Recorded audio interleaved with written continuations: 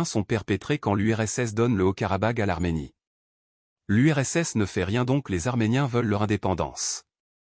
De grosses tensions sont vécues dans les pays musulmans, Kazakhstan, etc.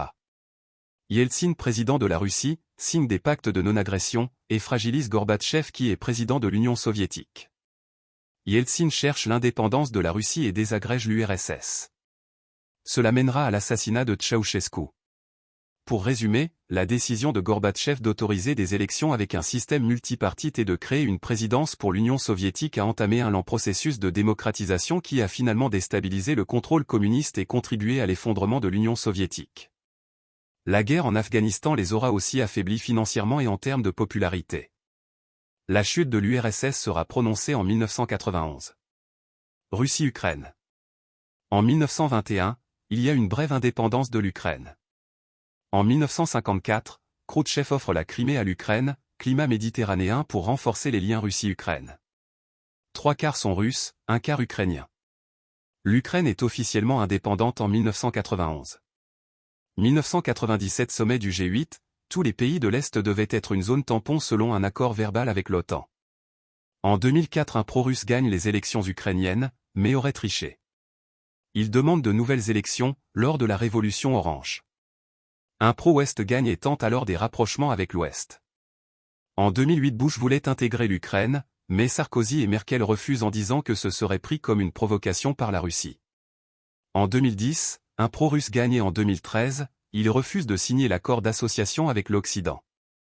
En voyant cela, les Ukrainiens de l'Ouest se soulèvent et tentent un putsch, révolution de mai 2014, participation de l'Occident.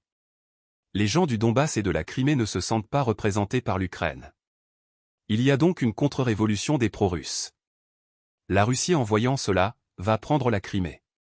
La Crimée est actuellement ralliée à la Russie par un pont à la suite d'un référendum obligatoire passé à 97%.